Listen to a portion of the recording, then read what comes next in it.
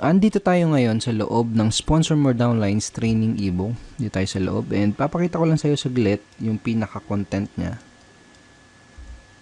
Okay, so ito yung pinaka-content nitong training ebook na to. Right? So dito sa 3 closing methods, itong the consultant close ang gusto kong i-share sa iyo. Alright, so simulan na natin ngayon. Dito sa closing method na to, baga parang boss na boss yung dating mo. Okay? Para ka lang nag-i-interview ng mga nag-a-apply ng trabaho. So, para kang nag-i-interview ng prospects. Okay? Yun yung parang ano niya, yung magiging flow niya. Pero ang kagandahan at saka pinaka nagustuhan ko dito sa method na to, bukod sa napaka-effective niya, ay napaka-simple at madaling i-execute. So, perfect to, lalo na kung nagsisimula ka pa lang or kung bago ka pa lang na networker. Okay? So, kung nagsisimula ka pa lang, kayang-kaya mo kagad i-apply or i-execute kagad ang closing method na to.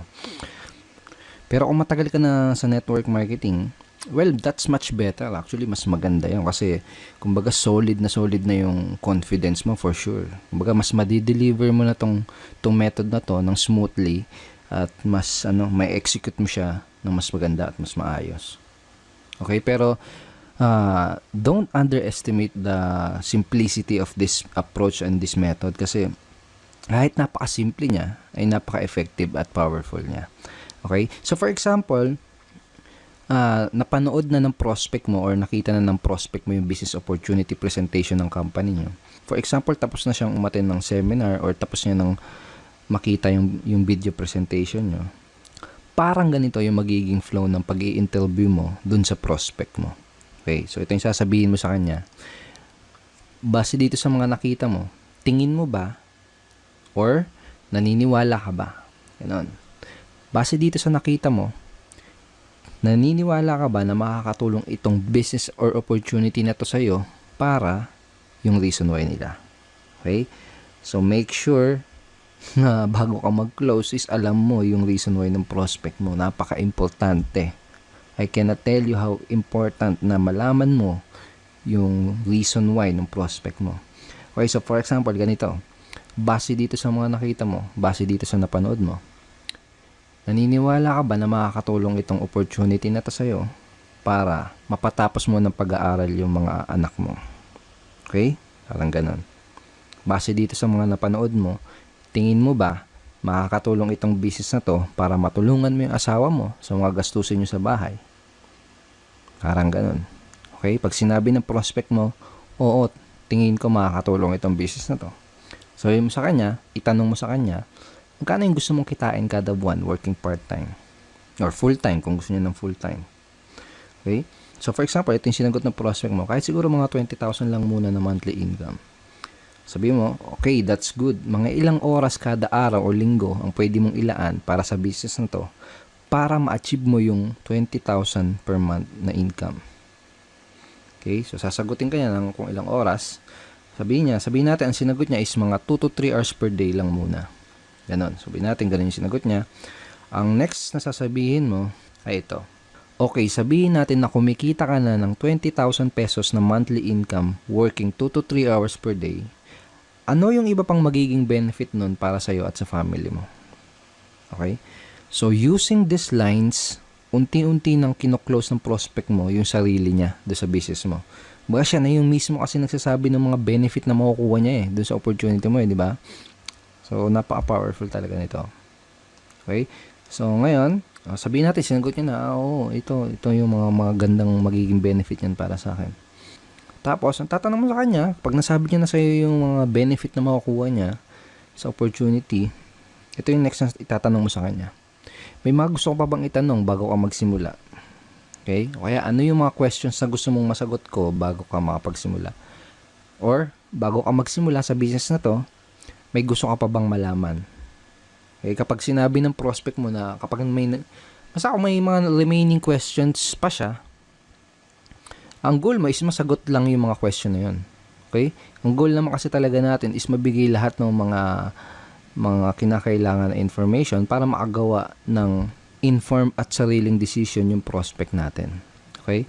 So, for example, may objection pa siyang natitira, kung may question pa siyang natitira, ang goal mo lang is masagot yun. So, make sure na napanood mo din yung video training number 2 natin dahil tinuro ko sa iyo yung mga dahil tinuro ko dun sa video training na yun kung paano mo sasagutin yung mga most common MLM objections.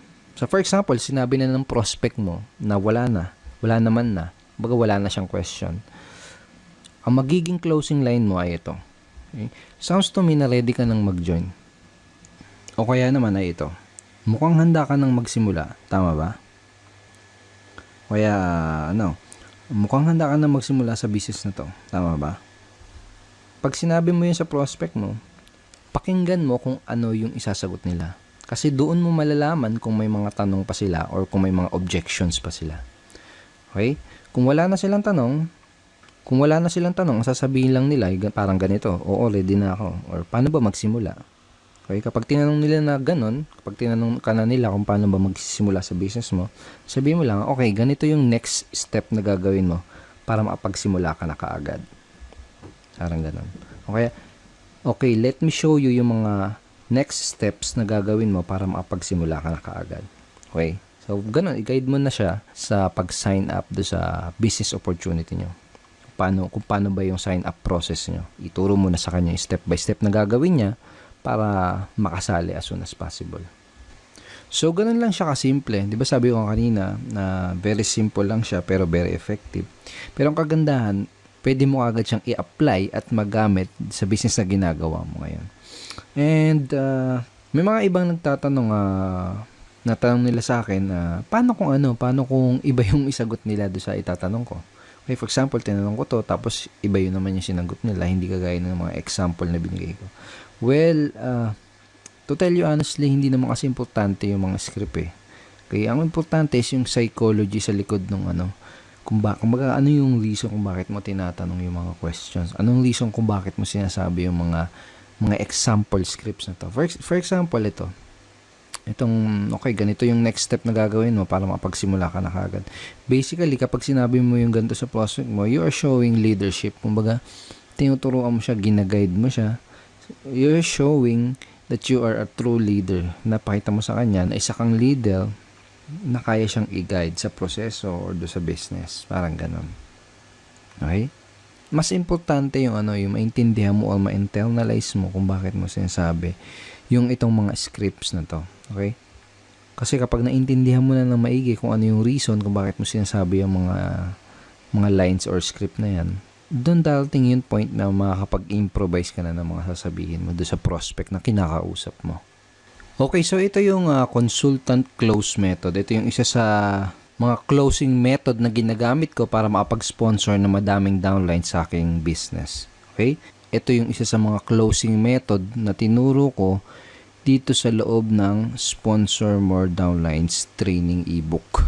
So, make sure na i-apply mo kaagad itong method na to sa business mo. Kung may kakausapin ka mamayang prospect, kung may kakausapin bukas sa isang araw, make sure na gamitin mo kaagad itong mga lines na to para ma-practice mo kaagad, para masanay ka kaagad, para ma-internalize mo kaagad yung method, at para ikaw mismo makita mo din yung response at yung magiging resulta kapag ginamit mo tong closing method na to. So I hope madami kang natutunan dito sa 3-part video training series natin, and I hope ay nag-enjoy ka sa panonood nitong 3 videos na to dahil ako mismo nag-enjoy ako sa paggawa nitong 3-part video training series na to para sa'yo. At ngayon ang kailangan mo na lang gawin ay i-apply ang lahat ng mga natutunan mo mula dito sa training series natin. Pero syempre, hindi dito natatapos yung pag-aaral mo.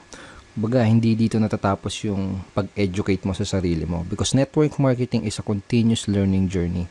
Sabi nga nila, if you stop learning, you stop earning as well. So, dapat tuloy-tuloy. Dapat tuloy-tuloy yung pag-increase mo ng mga nalalaman mo. Dapat tuloy-tuloy yung pag-increase mo ng knowledge mo. At kapag ginawa mo yun, makakapag-acquire ka ng mga necessary skills. Mga skills na tutulong sa'yo para magka-resulta, para maging successful dyan sa business mo. Okay? So, may gusto akong ikwento sa'yo. Maiksing kwento lang to. And I'm sure may mapapulot kang magandang aral dito sa kwento na to. Pwede rin na narinig mo na to before, pero ito kwento ko pa din. Tungkol to sa isang lalaki na naglalakad sa kagubatan. So, naglalakad siya sa gubat. And habang naglalakad siya, may nakita siyang isang mangangahoy na nagpuputol ng puno. Okay? Nakita niya yung mangangahoy na yon na pagod at hirap na sa pagputol ng puno. Tagaktak yung pawis at napapamura pa sa hirap yung mangangahoy habang pinuputol niya yung puno. Ngayon, nagtaka yung lalaki na nakakita sa kanya doon sa mangangahoy. Ginawa niya, tinanong niya yung lalaki. Sabi niya, anong problema kaibigan? Ang sagot ng mangangahoy, mapurol kasi tong palakol na ginagamit ko. Kaya hindi ko maputol ng maayos tong puno. Ang sagot ng mangangahoy. Sabi ng lalaki, bakit hindi mo hasain yung palakol mo? Ang sinagot sa kanya ng mangangahoy, mahihinto kasi yung pagpuputol ko ng puno kapag ginawa ko yun. Mahihinto ako sa pagputol ng puno kapag hinasa ako tong palakol ko. Sagot ng mangangahoy. Sabi ng lalaki, pero kung hahasain mo yung palakol mo, mas magiging mabilis at mas madali ang pagputol mo dyan sa punong yan. Ang sagot ng mangangahoy, wala kasi akong panahon para huminto Habang mas lalo siyang napapagod doon sa ginagawa niyang pagputol ng puno. Habang mas lalo siyang pinagpapawisan doon sa pagputol ng puno na yon. So napailing na lang yung lalaki tapos naglakad na lang siya papaalis. Iniwan niya na lang yung mangangahoy. Maraming mga networker ngayon ang kagaya ng mangangahoy doon sa kwento. Karamihan ay hataw lang ng hataw. Araw-araw hataw lang ng hataw. Kahit pinagpapawisan na, kahit hirap na, kahit wala pa ding resulta, hataw lang ng hataw, hataw lang ng hataw. Kumbaga hindi sila makapaglaan ng panahon para hasain ang sarili nila para mas maging effective at mas maging efficient dun sa ginagawa nilang negosyo. Now I want to congratulate you dahil the fact na pinapanood mo ngayon ang video na to, katunayan lang yan na gusto mo maglaan ng oras at willing kang hasain yung sarili mo, willing kang hasain yung mga skill mo. Pinatunayan mo sa sarili mo na willing ka talagang maging successful. So, congratulations. Tama yung ginagawa mo. Pagpatuloy mo yan. Once again, thank you very much for watching our training video series.